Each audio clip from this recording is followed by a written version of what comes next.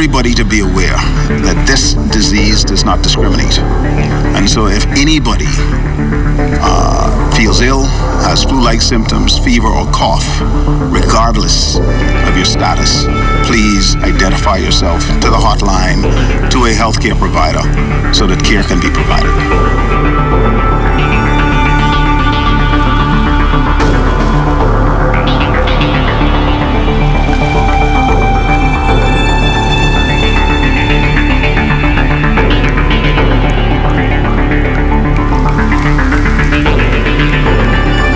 An appeal from the head of state, Grand Bahama, confirms its first case of COVID-19 and a national day of prayer and fasting to bring Bahamians to their knees. Good morning, everyone. I'm Makush Lopinder, and the morning edition starts now. Certainly not a common occurrence to hear from the Governor General, but present circumstances dictate as much. In a two-page communication issued after midnight, His Excellency, the Most Honorable Cornelius Smith, stressed that while it is only human to be fearful in times of uncertainty, now is not the time to fear or panic. As a resilient people with an indomitable spirit, Bahamians, he said, have overcome many challenges in the past, and with the grace of God will together over this menace. The Governor General was, of course, referring to the highly infectious new coronavirus, COVID-19, that has left the world in a tailspin as global confirmed cases are now said to be in the hundreds of thousands. To mitigate the spread of the disease here at home, the government has implemented stringent measures, including a 24-hour curfew.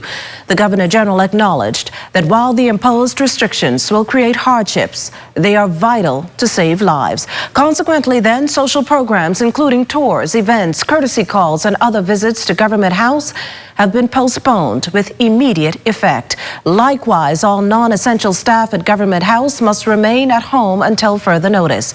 The Governor General, however, expressed great satisfaction in the public commitment made by leaders of both major political parties, church and civic leaders to come together as one to fight against the spread of COVID-19 in the Bahamas. He also took the time to admonish Bahamians to follow the simple precautionary steps and to express sincere gratitude to those standing on the front line to minimize the spread of the disease. The healthcare providers, national security and border control officers, and all other essential services personnel, including the media. Well, health officials are now busy tracking the fifth COVID-19 case in the Bahamas. This latest case is the first for Grand Bahama. The female presented reportedly herself for medical assistance with mild respiratory illness and had no history of travel. However, she later developed shortness of breath and was tested for COVID-19. Minister of Health Dr. Dwayne Sands reinforcing the initiatives to reduce the spread of COVID-19 locally. The Ministry of Health has contacted the large majority of those who have been in contact with the initial case. The Ministry of Health Surveillance Unit in New Providence is working closely with Grand Bahama to carry out contact tracing for this final case, or fifth case.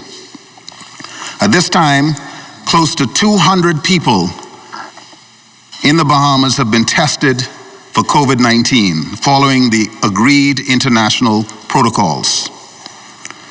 COVID-19 remains a serious threat, and the ministry is working hard to mitigate the spread of this virus and to save lives. Went as planned. The first confirmed case of COVID-19 was expected to be discharged from hospital yesterday, according to the minister, while the others are in stable condition at home in isolation. But he says the ministry has equipped itself to conduct the required COVID-19 test. I'm sad to say that the virus can survive in warm, hot weather too, and humid conditions. And so I would caution that we must continue our preparations because hot, warm weather won't protect us, unfortunately. Well, that's Dr. Nakia Forbes, consultant in infectious diseases, debunking the myth about COVID-19 not surviving in heat and humid temperatures. She says what is true is this.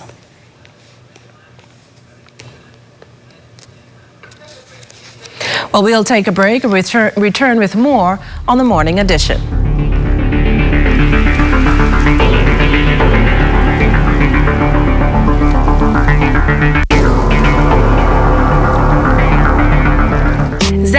is everywhere you are when you download the News ZNS app. Watch our live channel to keep up with what's going on in the nation. News updates, we've got you covered. Tune into our radio stations with just a swipe. On the road, on the go, we're here with you. Available for download on the App Store and the Google Play Store. Nature-based tourism supplies almost $50 million in revenue for Androsians every year. These priceless resources will continue to provide renewable benefits for thousands of people for years to come, as long as we take long-term action to preserve what's rightfully ours. The natural environment has played a vital role in our culture and economy for generations. Let's take care of nature, and nature will take care of us. The Ministry of Health wishes to advise members of the public that prevention is key during this flu season. Practicing good cough hygiene can make the difference between you and your loved ones getting the flu or spreading the influenza virus. Good cough hygiene habits include covering your mouth and nose with a tissue when coughing or sneezing, and proper disposal of the tissue in a trash bin. Coughing or sneezing into your upper sleeve near your inner elbow and not your hands when a tissue is not available. Avoiding the use of handkerchiefs and towels as they hold germs, becoming a nest for the virus. And frequently washing your hands with soap and water, which is listed as one of the most important steps you can take to avoid getting sick and passing the virus on to others. If you have any questions about how to practice good cough hygiene to avoid catching or spreading the flu, contact your nearest community clinic or the Health Education Division at the Ministry of Health. This message is brought to you by the Ministry of Health in partnership with the Public Hospitals Authority. Launch authorization received. Countdown. 10, 9, 8, 7, 6, 5, 4, 3, 2, 1, 0. Ignition.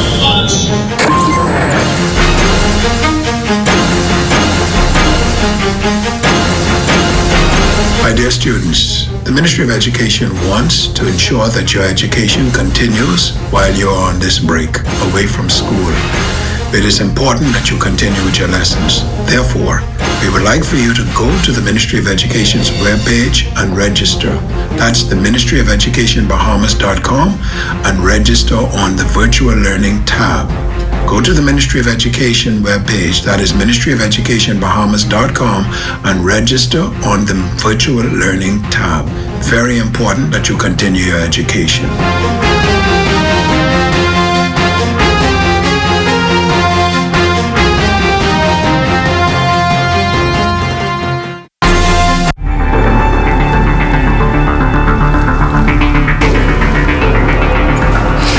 Welcome back. More stringent measures could soon be on the way as the country continues to wage a war against COVID-19. And according to Attorney General Senator the Honorable Carl Bethel, that could include extending the current curfew. Bethel says this decision may be up for debate when the House of Assembly meets next week.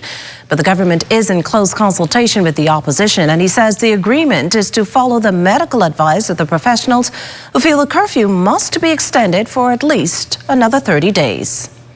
Well, Bahamian foreign offices across the United States and in other jurisdictions continue to monitor the COVID-19 developments locally and on the global scene. Over in Atlanta, Consul General Astra Ambrister-Rose says staff at that office are operating under the required regulations.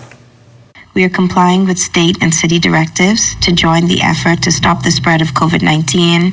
The goal here is to flatten the curve, and so we are practicing social distancing. We have closed our consulate to regular operating hours, and we are now teleworking. We are going into the consulate, but it's only on an appointment basis.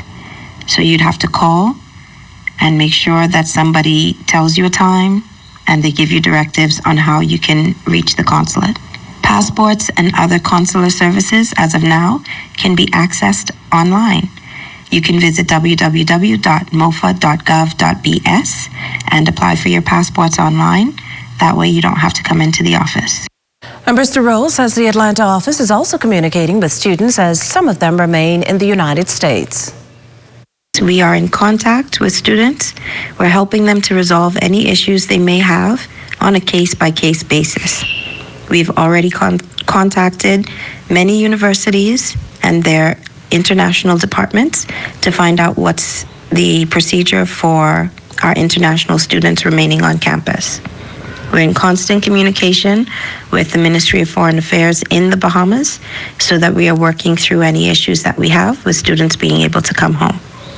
Some students have opted to leave and return to the Bahamas, while others have opted to stay on campus. Our general message to the public is to stay safe, be smart, and adhere to social distancing. State and city orders, they're also very important. Stay tuned to the TV, stay tuned to your media channels. Let's stay informed about what is happening at home in the Bahamas, as well as in our local communities. The number of people charged for violating the curfew grows after another 10 were arrested over in Abaco. Antonio Brown, Van Dyke Stewart Jr., Leoland Store, Donald John, Darren McIntosh, O'Neill Archer, Kalis Menz, and Jermaine Missick all pleaded guilty to the charge, convicted and fined $1,500 or 3 months at the Bahamas Department of Correctional Services. Those fines are to be paid by Friday. Coming up, it's a day of national prayer and fasting. We have a conversation with the Bahamas Christian Council president.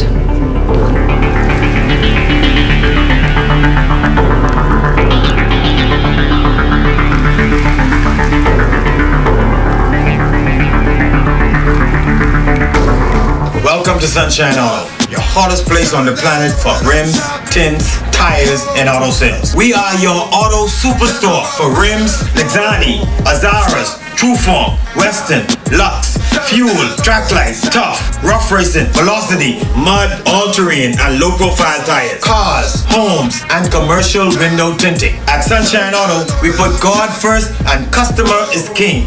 Blessed luck. Influenza, or the flu as it is commonly called, is a viral illness that usually occurs between the months October to March.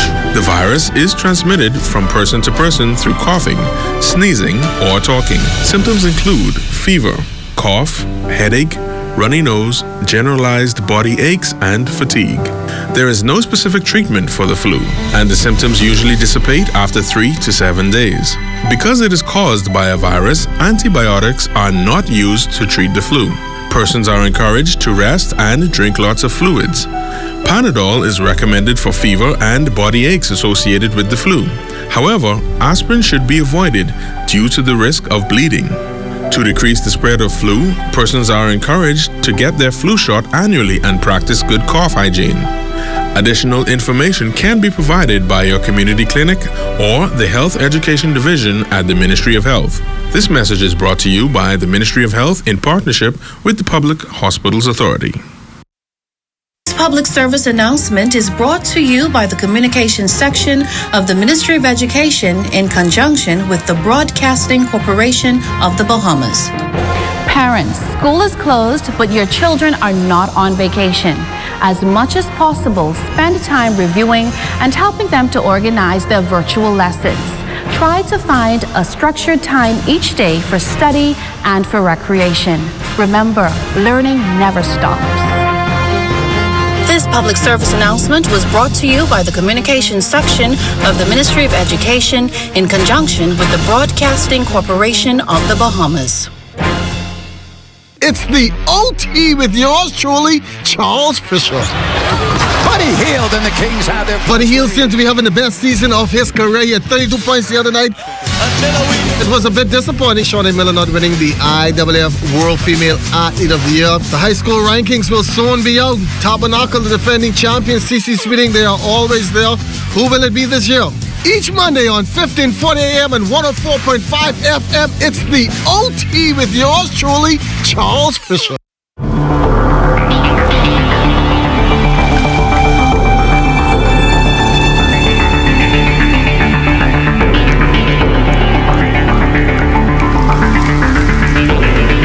Welcome back to the morning edition. As COVID-19 impacts the world, here at home, health officials are also battling now 5 cases. But today, the country and the religious community turning to a day of prayer and fasting. With us in the studio is President of the Bahamas Christian Council, Bishop Delton Fernando. Bishop Fernando, welcome to the morning edition. Good morning, Sister Penn. It's a privilege to be here. Thank you. We're in the midst of a global pandemic. Share with us your thoughts and your prayers at this time.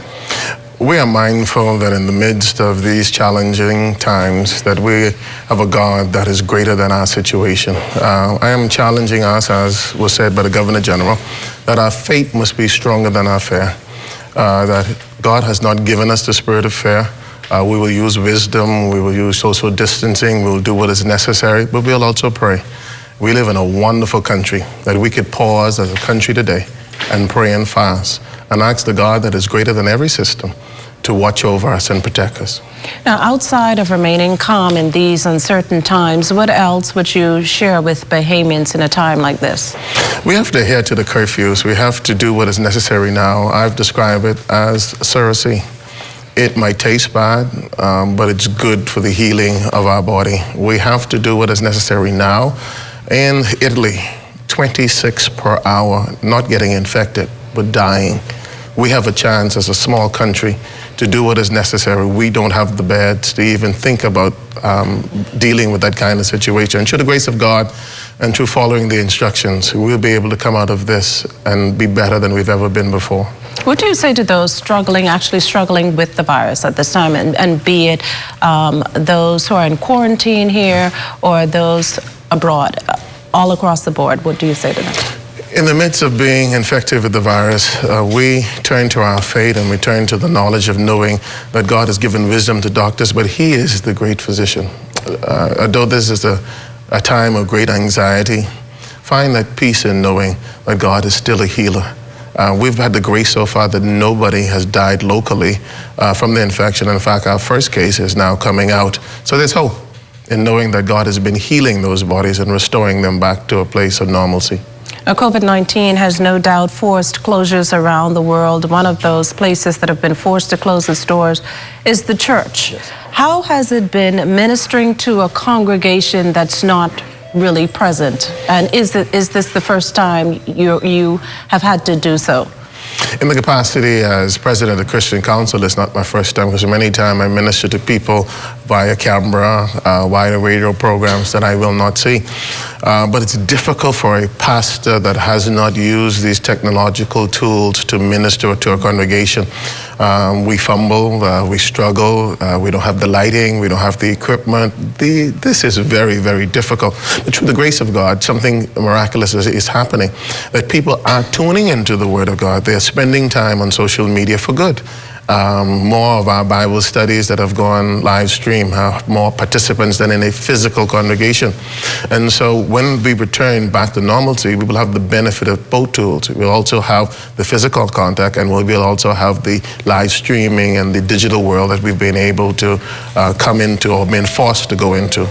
Any fear with the live streaming and under present circumstances, any fear, though, that you may lose some of your members when you return to the bricks and mortar of a church, the real church? That is always a fear, that people will become so comfortable. That portion of scripture that said, do not forget the assembly of the saints, where people start become bedside Baptist type people. Sorry to use the Baptist terminology there. But at the end of the day, we must trust that there's something special that will happen when we're finished, that people are going to come together and sing the praises to their God. And although there are people we'll reach that will never, ever come to a brick and mortar, I believe that those that will turn in droves, because they've tuned into a message for 14 days, for 3 weeks, in a time where they've shared the gospel, heard the gospel, and decided, I want to come back to church. In fact, I want to give my life to Christ. It's a good point there. What are some of the activities lined up for today's prayer service and fasting? In today's prayer service, we're going to be praying for the nation from 6 a.m. to 6 p.m. We started at 6 a.m. praying for the Prime Minister and the government of the Bahamas, which is inclusive of the opposition. At this time now, we're praying for health professionals. So from 6 a.m. to 6 p.m., if you go to our Facebook page, there are prayer focuses that we're asking everybody to focus on. Not only are you focusing on the times of prayer, and prayer isn't that difficult. It is a conversation you're having with God. You don't have to be fancy in your words. You don't have to pull out your English dictionary. You can just spend time talking to God. And I ask that you involve your entire family. Open the Word of God, read a portion of Scripture, open your mouth and pray for these specific areas. And then at 6 p.m., we will have a program that we've put together with leaders. Some of the leaders of the denomination will be speaking to our time of curfew and also be praying for the nation. And then I'll bring a short word of encouragement. And so I ask that we're doing this, again, virtually. None of us will be in a studio today. But we'll have the grace of God that will bless us and touch everyone right where they are. Well, once again, thank you so much, Bishop Fernando, for joining us here on the morning edition. While COVID-19 has spread its wings to impact more operations across the country, a government order in place also stipulates that business operations on Arawak Key should cease for the time being. The decision certainly impacting vendors. Among them is Dario Williams, owner of Joy's Fast Food. Safety is best for all of us because what we see happening around the world, especially in Italy, New York, we can't afford that. You know what I mean? But on the same token, like what is good for one is good for all. Like you can't just cut some out and say it's okay for the rest. You know what I mean? If some are going to be punished, let's punish everybody. Let's punish all the restaurants. You can't just separate. Oh, you don't classify these as real restaurants because we're 100% local out here. But the bigger restaurants are the foreign investors. What's the difference between running a takeout on Arawak Key and a takeout somewhere in the city? I mean, what's the difference? It's kind of confusing to me because I don't know. Like, to my knowledge, a takeout is a takeout. Why does we have to close our doors when we're doing the same safety measures, or probably even more safety measures than they're doing to protect our employees and staff?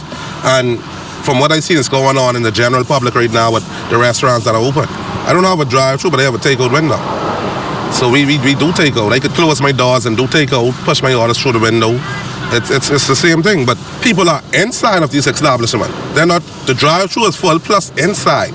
So if people could go inside to buy food from the big establishments, why we can't have people serving people through a takeout window in our establishment? Well, for you beach lovers, you're waking up to the closure of those popular scenes. Our Charles Fisher has more.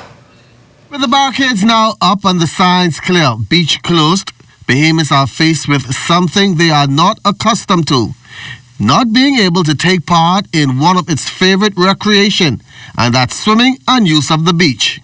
These are unprecedented times, and it requires extraordinary decisions, if you will. You have some 350,000 cases around the world, some 15,000 deaths. And so this is about the preservation of life, and in our case, Bahamian lives. And so this is, of course, very difficult, very unfortunate that these measures had to be taken. Executive Chairman of the Bahamas Public Parks and Public Beach Authority, Shanadon Cartwright, did not directly say that extreme measures were put in place after large gatherings on Sunday, despite the warning of social distancing, but says it's for the safety of the entire country. When you live in an open and free society, it is difficult when you have to curtail movement. And so while there will be persons who will be very critical of those persons, which I do understand, I do also appreciate that this is very difficult trying to find what may be a new normal. And so what it will require is, again, decisions like what the Prime Minister made while compassionately expressing that this is something we hope we didn't have to get to. But to preserve the Commonwealth of the Bahamas and to preserve life, this is what is needed. Now for those early morning joggers who frequent the parks and beaches? Well, as the Prime Minister would have indicated that, particularly in these kind of times where your movements are limited, exercise is important. The order speaks to the closing of the the beaches. Obviously, the Prime Minister said that, if you want to go out and get your exercise, even though it may be limited compared to other times. Like I said, these are extraordinary times, and this is a balance, but most importantly, this is about the preservation of life. Do exercises, I guess, as best as they can and as practical, but again, priority for everybody is trying to limit large gatherings so that we don't put ourselves in the position that the other countries around the world are faced with. For the Morning Edition, I'm Charles Fisher. Well, as residents in the capital hunker down to prevent the spread of COVID-19, Family Island residents are also taking heed of the government's advice. Antoinette Smith has more on how the island of Abaco is handling this crisis. Far up north on the chain of Family Islands, Abaconians are adjusting to the government's emergency order, imposing a 24-hour curfew. We have some testing of the curfew, whether justifiable or not. According to Island Administrator Therese Boodle-Lang, more than 5 persons on the island were charged for violating the national mandatory curfew. She says while law enforcement is enforcing the rules, a challenge presents itself with the island's far-ranging communities. However, Administrator Boodle-Lang acknowledged this particular trend. It is watching itself. Community-minded persons have already called, alarming the police. We see children outside. We see adults look like they're just engaging the activity. And that is what works for Family Island community, and that we have to be the ears and the eyes of law enforcement. Facing mass devastation during Hurricane Dorian, the global pandemic comes as another hit to the island's recovering healthcare system. While physicians and non-governmental agencies have amped up efforts to provide healthcare services in response to COVID-19, there are still the obvious issues. And because of the lack of available structures, in particular in Central Abaco and in North Abaco, identifying a place for isolation and identifying a place or quarantine for suspected cases. The protocol in place is that any confirmed case can be listed. Another concern is reliable water supply in Central Abaco and its keys. And they've expressed that issue to the powers that be, that every effort should be made to, increase the level of water supply, do whatever it takes, because the water has been a limited amount in those areas, and you have sporadic turn off and on. Just like New Providence, gas stations, grocery stores, and essential services have remained open on the island of Abaco. And Administrator Boodle says while residents adhere to the laws in the fight against COVID-19, they will do so with resilience. Antoinette Smith, ZNS Network News. More on how COVID-19 is impacting key areas of our society when the Morning Edition returns.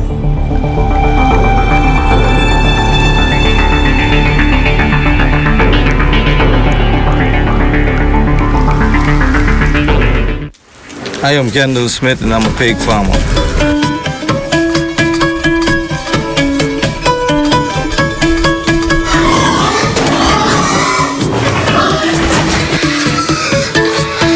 Cardi has been very helpful to be as a pig farmer. Cardi is a good resource for the benefit of farmers in the Bahamas with respect to training, which relates to housekeeping, which is caretaking, and nutrition, which has to do with the pig diet. And so that helps a great deal in the growth and the development of pig farming in the Bahamas. With the help of Cardi as a pig farmer, I feel the future is bright for Serenity Farm in that with all the assistance with training, I will be able to grow my farm beyond what it is now today.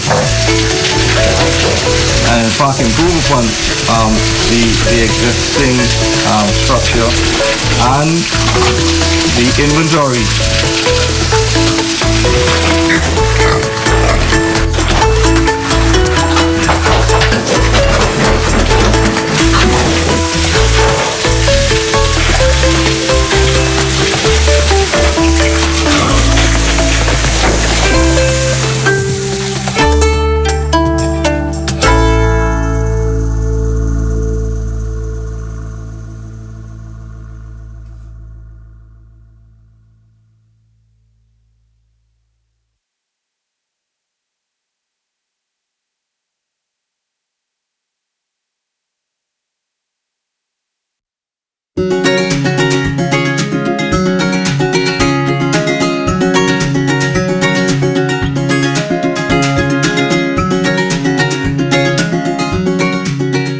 It's a part of all our lives.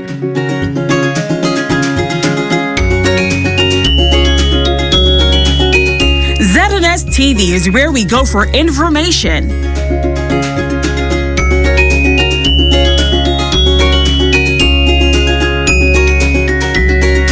entertainment, and enjoyment. ZNS is there with something for everyone. Kids, lunch is ready.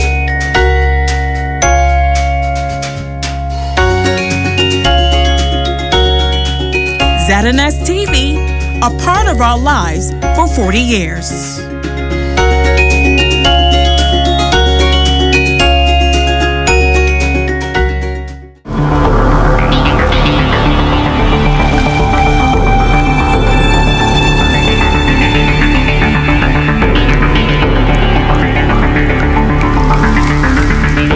Welcome back to the morning edition. Shipment services continue despite the challenges of COVID-19, but as Antoinette Smith tells us, precautionary measures are in place. While online stores and courier services are facing shipping delays in the United States, shipping companies here in the Bahamas are steady working and adjusting to minimize COVID-19's impact on its operations. But once it reaches us, it doesn't affect our system, like we're next day service. Freight forwarding services are one of the essential businesses allowed to keep its stores open under the government's COVID-19 emergency order. In an effort to limit high customer traffic, mega shipping company Blue Postal is now offering free delivery services to clients with community offices, going further to implement a curbside pickup service at one of their bigger locations. They WhatsApp us three things: their driver's license, their license plate, and their customer ID. With these three things, we're able to then pull their package, and we WhatsApp them, say, hey, you can come and pick it up, and they simply drive up. Their package then is there on the counter, and they retrieve that package with no interaction between our employee and them. The company has also put in place stringent sanitization measures, which apply for packages being sent in and being carried out. The same applies for popular company Mr. Shipit, which is also adopting a 3-customer in-store limit, thereby minimizing social interactions and maximizing consumer comfort and safety. That our customers are very responsive. So they're coming in, and we had a lot of people that come in prepared. Some people come in with their mask. Some people come in with their own sanitizer. They all get a discount where we're only charging by the actual weight of the package. So usually we charge by actual weight or dimensional weight, which is the size of the package. But right now we're just going to charge on the actual weight. And while these services are continually keeping customers in mind, they're also thinking of their employees. In the fortunate event that we have to close, what we're going to do is our employees, they are getting up to 2 weeks paid time off. And yes, so we just want to ensure that during that time, they at least feel that they're covered for that initial period. And then we'll just take instructions from the government and see how it goes. Antoinette Smith, ZNS Network News. The disabled community, one group that remains challenged with compliance and accessibility during the COVID-19 pandemic. Philip Swan, a board member of the National Commission for Persons with Disabilities, says while the board supports measures in place for the country, there are concerns from the more than 7,000 locals who fall under the umbrella of disabled persons regarding mobility assistance. Persons who are visually impaired or blind, there are challenges with them. Of course, you can imagine if you are blind, you really can't see how close someone is to you and keep as relates to social distance. And also because they use their hands to move about with and to see where they're going, there are increased risk of picking up the virus in persons who are often services that may be contaminated. Persons who are hearing impaired or deaf have challenges with hearing the messages. Dr. Swan says while the measures are strict, communication is key. He also appealed to officials for continued communications to the public to embrace as many mediums so that no sector of the community is left out. Sign languages for those persons who need sign language to understand what's going on. Voice notes for the persons who are visually impaired. We've also encouraged the use of cellular phones for hotlines so that, again, the persons who are hard of hearing or deaf can communicate directly through those hotlines with dedicated cell numbers through WhatsApp. Well, COVID-19 affecting the biggest sporting event of the year. The Tokyo 2020 Olympic Games is officially off. The International Olympic Committee making the decision on Tuesday, and locally, the Bahamas Olympic Committee President Romel Knowles agrees with the decision. We're glad, though, and relieved that we have a word now so athletes can begin to take the social distancing precautions from WHO. They could suspend their training until next year. Now they know a timetable and a schedule when they can prepare for the games, and I think that's a good thing. We're all relieved, as a matter of fact. We knew that there's a lot of moving parts in canceling these, or postponing these games, I should say. For example, people have to take into appreciation that the Games Village, which we just newly built, is already sold. And so trying to extend contracts like those, and those are the type of negotiations that's been going on behind the scenes. And so, yeah, the athletes, like I said, now can relax. Now there's some other things that we have to negotiate. Athletes are on scholarship. Do we extend the scholarship? Do we have the resources to extend the scholarship? What the fallout is going to be financially for NOCs, for athletes visiting the games? Do we? That's something that we have to discuss, obviously, with the IOC, and then obviously we know that there's going to be a financial fallout with the government. Those athletes are on subvention, depend on those subvention, the grants to federation. So we have a lot of work to do. Very concerning, but I think at the end of the day, we'll do what's best for the country. The biggest regatta for the year also having to pull down their sails. The National Family Island Regatta, which has been going up for the last 66 years in Georgetown, Exuma, has also been put off due to the spread of the coronavirus. Commodore Danny Strawn on the decision. It was perhaps the toughest decision I had to make in my time as chairman and commodore of the National Family Island Regatta. But it was also the easiest decision for me to make, given the circumstances under which the country, is currently going through. The tough decision was the fact that so many thousands of people look forward to having, this event in April each year. Not only the vendors, the boat owners, the sailors, and the skippers. A lot of them are saddened by the fact that we have to, in fact, cancel the regatta. But the easiest decision is the fact that we have to think in terms of the health of the country, the health of the nation, and even the health of those persons who were coming in from other countries just for the regatta. So from that standpoint, it was an easy decision for me to make. The National Family Island has a brand, and it's not a regatta that you can organize in a couple of 2 to 3 months. The logistics of organizing this event is large, and it's much more involved, because you have to think in terms of getting 70-plus boats down here. So it's not one of those very small regattas that you can postpone and say, call within the next couple of months. We need a tremendous amount of lead time to organize, the National Family Island Regatta.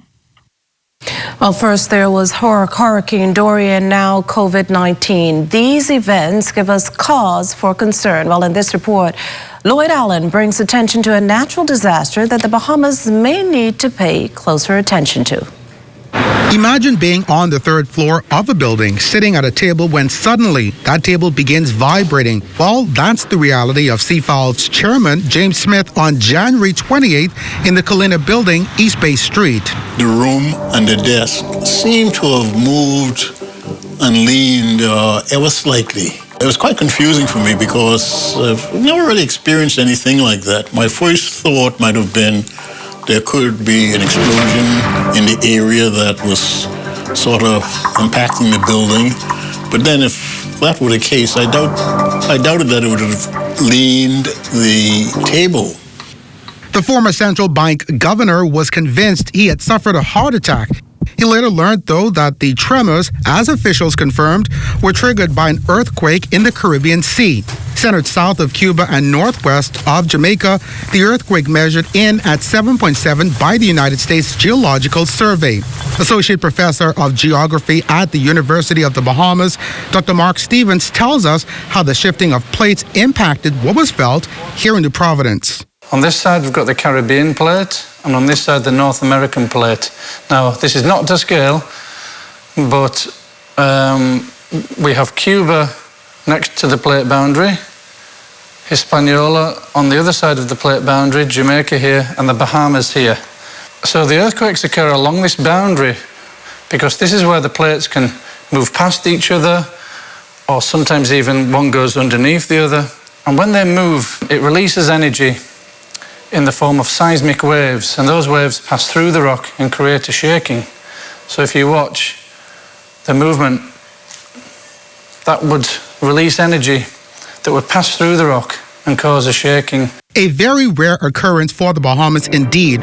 Earthquakes are among the most destructive natural disasters on Earth, but a frequent experience for millions in the Circle Pacific Belt, commonly referred to as the Ring of Fire. You see, about 90% of the world's earthquakes and nearly 81% of the world's largest earthquakes occur along this area. Caught up in that ring, the Philippines, Japan, Russia, Indonesia, Canada, the United States West Coast, and Chile, just to name a few. Worldwide, it's estimated that around 500,000 earthquakes occur annually. What's equally disturbing is that about 100,000 of them can be felt. History's records of the most deadly was in Shaanxi, China in 1556, where an estimated 830,000 persons died. Though not a major threat for the Bahamas, our southern islands are vulnerable to tremors. I do not think it is a big concern, this earthquake, due to the distance of New Providence Island from this plate boundary. Although obviously the islands in the south of the Bahamas, like Inagua, receive earthquakes much more regularly as the island is closer to the plate boundary. Predicting when an earthquake will happen is difficult, but be thankful the Bahamas remains in a low-risk region. Put up a silent prayer and hope that this is one and only experience of its kind, and we won't begin to see more of the earthquakes or even larger earthquakes we simply can't withstand, I think. For the morning edition, Lloyd Allen, ZNS Network News. Well, thanks, Lloyd. Coming up, senior citizens get ready to exercise with the morning edition.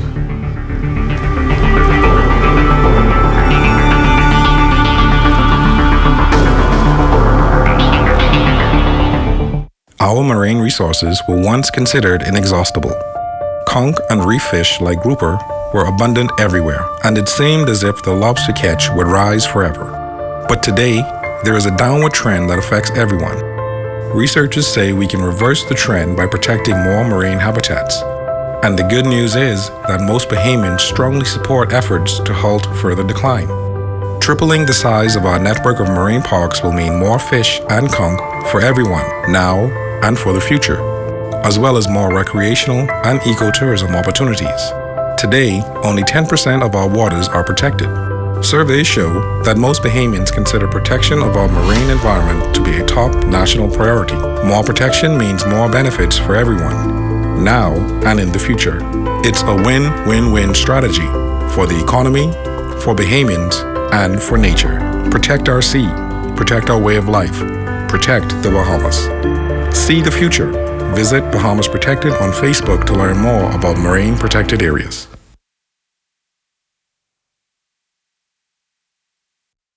This public service announcement is brought to you by the Communications section of the Ministry of Education in conjunction with the Broadcasting Corporation of the Bahamas. School is closed, but we are not on vacation. Remember to stay at home to avoid the spread of COVID-19. Social distancing is very important. Remember, it's safer and smarter. This public service announcement was brought to you by the Communications section of the Ministry of Education in conjunction with the Broadcasting Corporation of the Bahamas.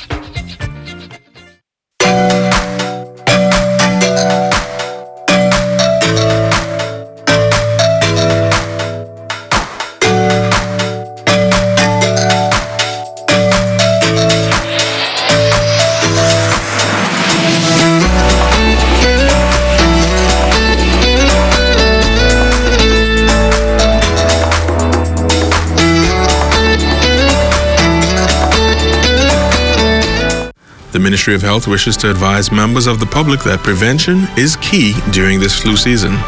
Practicing good cough hygiene can make the difference between you and your loved ones getting the flu or spreading the influenza virus. Good cough hygiene habits include covering your mouth and nose with a tissue when coughing or sneezing, and proper disposal of the tissue in a trash bin. Coughing or sneezing into your upper sleeve near your inner elbow and not your hands when a tissue is not available.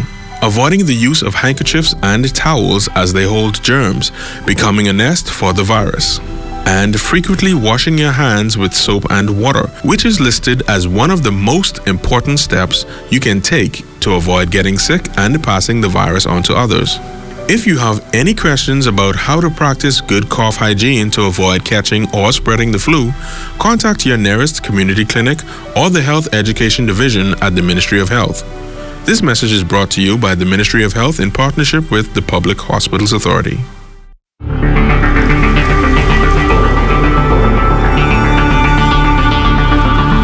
Good morning and welcome back to the morning edition. Our exercise this morning is dedicated to the darlings of the country, the senior citizens. And joining us once again is downtown Natasha Brown.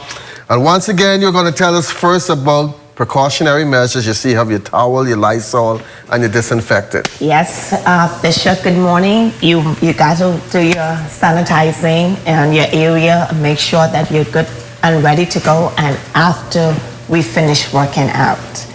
Now this morning we said that the senior citizens, I know that they are ready, up and in their tights and in that front room, in that bedroom, and ready to go for a good workout. I hope they are. I like to refer to them as recycled teenagers. So I know you have to be careful how you handle them and what you call them, you know. But I've got an awesome routine this morning. And I just want to make sure to let everyone know you always have to warm up and stretch. You don't ever want to do any workout without preparing your muscles first. So this is downtown Natasha Brown, keeping you healthy, energized, and motivated. So we will go into a child's pose position here.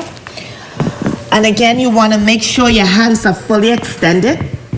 Like we did yesterday, we did a series where we went into child's pose, then into a push-up. But today we will extend the right leg out, allowing the left hand to come over so that you really get deep into those muscles for whatever exercises you're going to engage in. Then we will switch to the other side, take the left leg out, and this time you'll bring the right hand underneath. And you want to make sure that you're stretching properly because it will definitely get your muscles ready for your workout. On this, we will come together, come back into child's pose, and just end it right here. Now, I asked for you to bring a chair along, so hopefully you've got your chair and it's comfortable. We will do another exercise where you will sit comfortably here, place the feet together, the knees together, allow the right elbow to come outside the knee and connect the hands together. This will definitely warm up your back and get you ready for our next exercise. Take the left hand over, make sure the elbows are outside the knee, again engaging the hands and allowing the elbow to come all the way up to the roof so that it deepens, it gets really deep into the back. Which sets us up for our next exercise, which is good mornings. We did kneeling yesterday, so today we're going to do seated. You want to make sure that you're sitting comfortably on the edge of the chair, allowing your elbows to be extended all the way out, and you have good posture and your core is tight. You simply will lean forward where it's comfortable for you and allow yourself to come all the way back up. And let's do this for about 2 more times. Take it all the way down and come back up. Now, just to take it a little bit further, if you were to take it all the way down to the center, now you can add your knees to bring a little bit of abdominal work.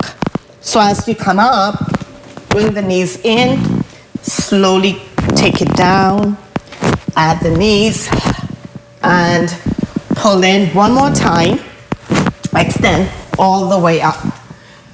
Now I would like for you to sit comfortably on the chair, extend the hands, and now we will take it into alternating toe touches. If you're looking for exercises to keep the back and your obliques nice and tight and strong, you want to make sure the hands are opening up all the way to get that good stretch into the armpits. All right, we'll move the chair out of the way, and then we'll take it down onto the floor. Once we take it here, we go into stretch again and just hold it here. Once you feel ready to go into your next exercise, then you will go here. Go into a pike shoot position and hold yourself comfortably. Make sure you're comfortable here first before you start to raise the legs at the back. You want to be very comfortable. We're going to do this for 4 more times, making sure the core is nice and tight. And then we will take it back to the knees. Once you come here, make sure you're comfortable.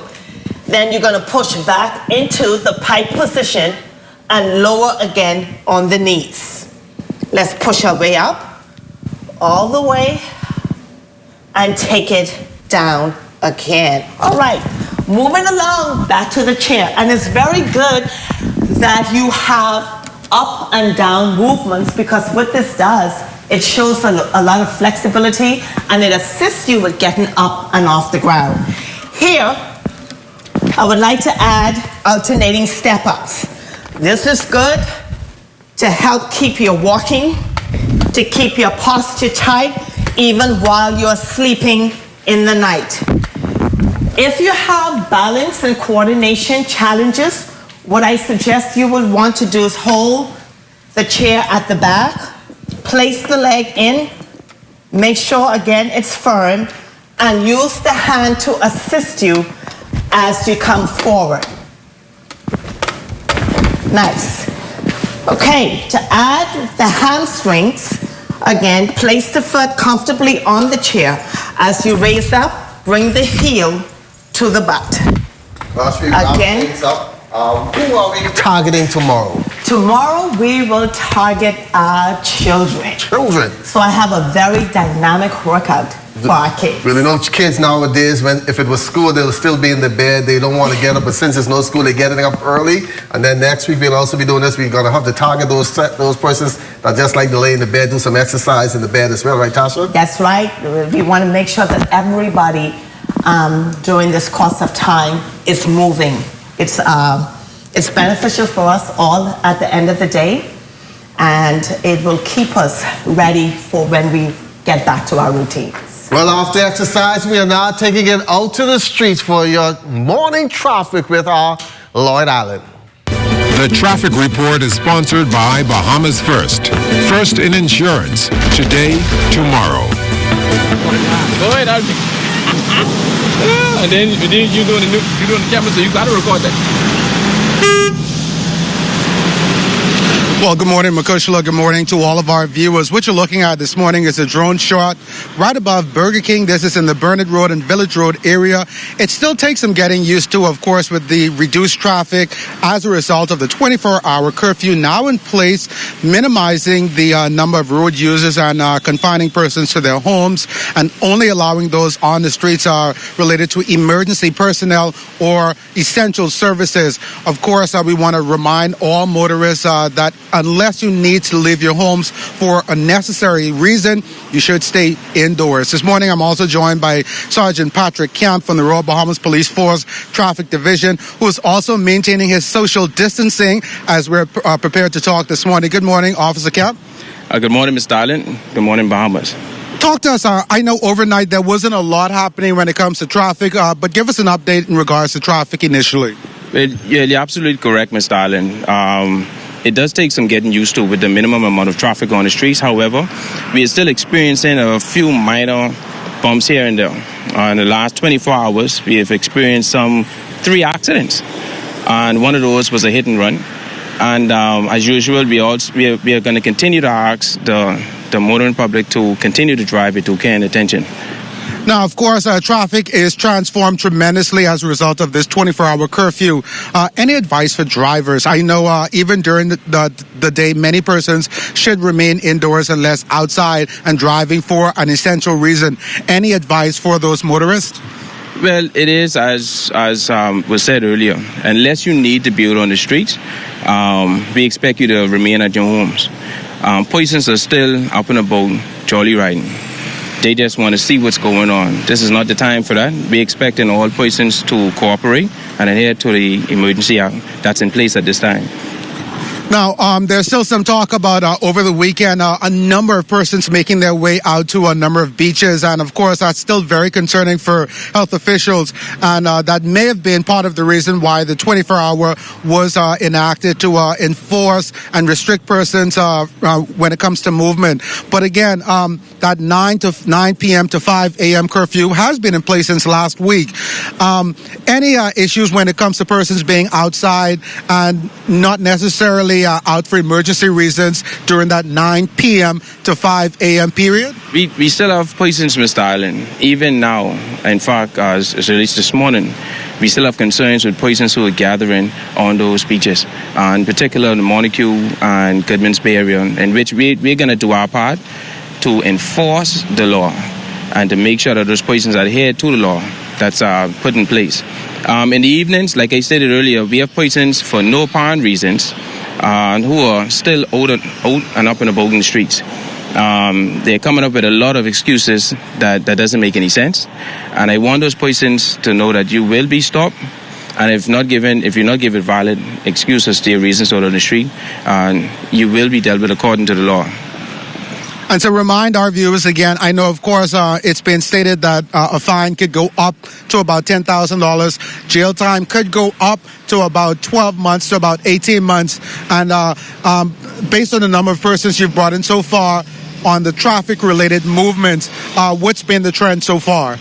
Well, we have had a number of arrests, sad to say, for persons who are not adhering to the laws that is put in place. I must say those are the minimum at this time, but we just continue to ask persons for their cooperation. For the most part, the persons who are either leaving work or going to work, those are the persons who are on the streets for the most part. And we do ask when we stop you for identifications in this regard.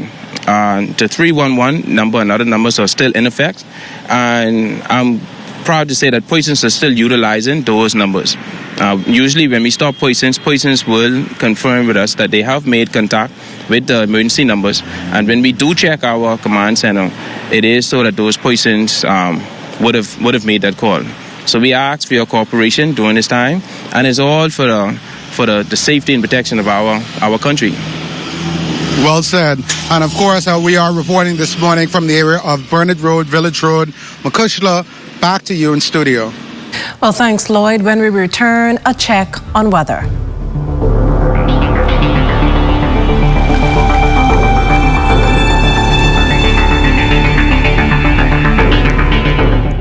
The country continues to monitor the coronavirus COVID-19. The COVID-19 pandemic wreaking havoc on lives and economies across the world. So what should residents be doing right now? Pay attention to the guidelines and the advice that's being put out by healthcare professionals. What is preparation like for you before seeing someone who is presenting? This crisis began in China, and that's significant. China had their first case. That's when we started to prepare because we knew it would be here soon.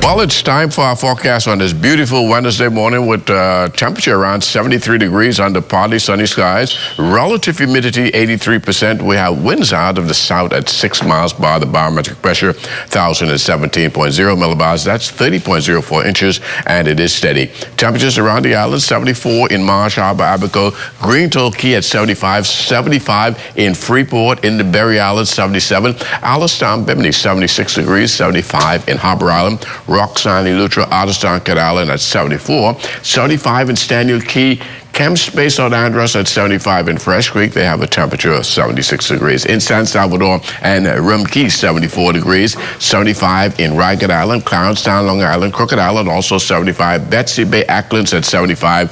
Machitani, Nagua, 76 degrees. And the Turks and Caicos Islands also at 76 degrees. And if you happen to be traveling this morning on some outbound flights, well, here are some high and low temperatures you're likely to find at selective cities.